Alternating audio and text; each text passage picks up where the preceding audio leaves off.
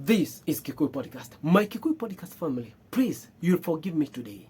Wacha leo niongee tu na Kiswahili because hii ujumbe ni ya Baba Tanisha. Na I know simu Kikuyu. Baba Tanisha, what you did to Chira grandmother, she will never forget.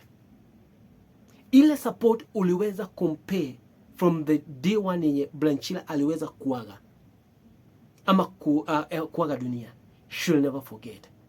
You stood with her like your own family. Ile pengo ambalo ulisimama ni kubwa sana. Most of people learned about Chira death through social media platform, but about mazishi, plans zote za mazishi, we learned it through you, Baba Tanisha. All contribution I know zilikuja through you, Baba Tanisha. A lot of money was raised. Chira spirit is so happy, Baba Tanisha. His send off was so good. Chira aliweza kuzikwa like a king, Baba Tanisha, because of you.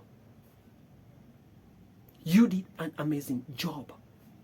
You stood with Shosho. Remember, Chira was rejected. So mazishi yake hata kufanyika, I'm sure ni vile mwezitaka kuja kuongea. Najua kulikuwa na vurugu, maybe kulikuwa na mambo mingi sana ambayo ilikuwa inaendelea. About mazishi kufanyika huko kwa Shosho yake, then kwenda kuzikwa the other side ya nko yake. I know haikuwa rahisi. But Baba Tanisha, ulisimama kwa pengo. And Chira spirit is so happy about you. From morgue, vile ulienda na Shosho ya Chira, vile ulikuwa umembeba na gari zuri Porsche Cayenne. We saw you coming to morgue pale KU funeral. Ulimbeba vizuri.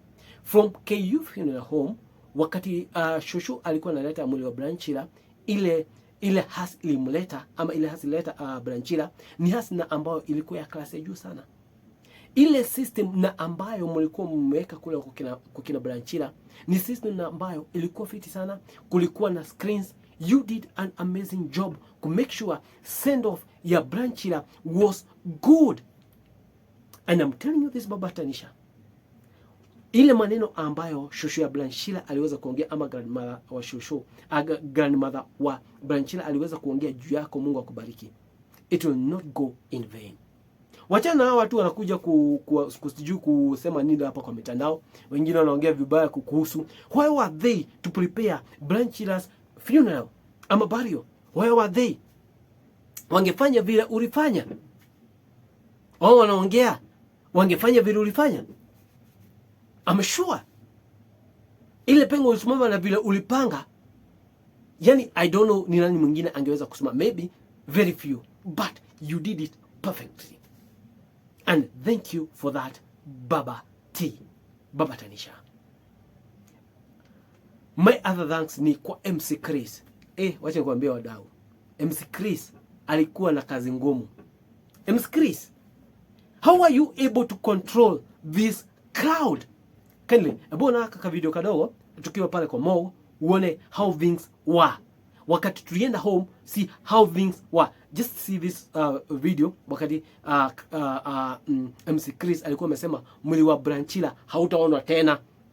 No more viewing. No more viewing. Can you watch this video, ladies and gentlemen?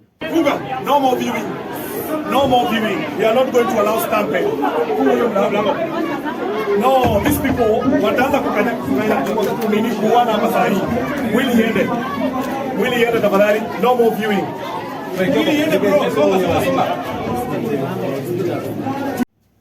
Guys, that is MC Chris.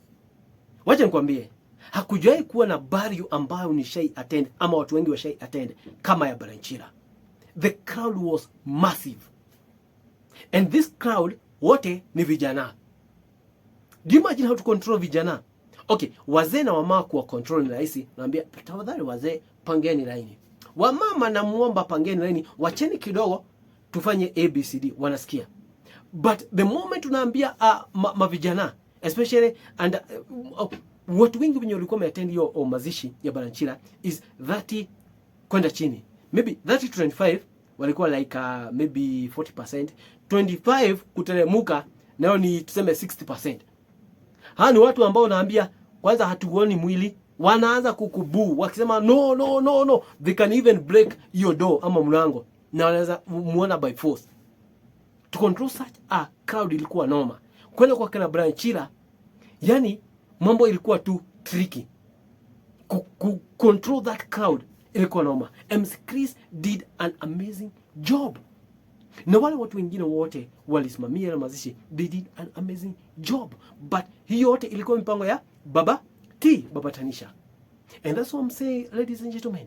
This man, zile blessings na ambazo shushu wa Brian Chira aliziwacha, they will not go in vain. Baba T atakuja kubarikiwa. Baba T atabarikiwa na Mwenyezi Mungu. Man, I don't know what I can say about this gentleman. That was love. True love. Na vile watu walijitokeza kwa hiyo mazishi. Man, Brian Chira was, yani mazishi ya Brian Chira ilikuwa like mazishi ya king. Yeah? I don't, yani watu wenye walikuwa huko, wenye tulikuwa huko, we can tell you guys, mazishi kama hiyo haijaionekana. Only few. Brian Chira was loved na watu. It's only that kwa familia he was rejected. It's only that he was passing through depression. Alikuwa na mambo mengi na ambazo alikuwa anapitia. But watu huku nje, the TikTok family na social media family ilikuwa inapenda huyu jamaa. Watu walikuwa wameenda. Mimi sidhani ati kuna mtu alienda hiyo mazishi ati cause ni kwenda tu mazishi kama apendi Brian Chira. Watu wengi wenye wanamtambua na wenye wanampenda. So guys, this guy Brian Chira was loved. Despite maybe ile mambo alikuwa anapitia personal, ile mambo personal rejection, ile mambo tu alikuwa anapitia, this guy was loved. Na yote ni ya Mungu. God knows why this comrade aliweza kupitia hiyo mambo yote. God knows why this comrade aliweza kupass. God knows everything. But ladies and gentlemen, I'm telling you, this gentleman was loved. Ile mazishi, I'm not sure, ni kama tu ilikuwa sherehe, and I don't know. My youths bana.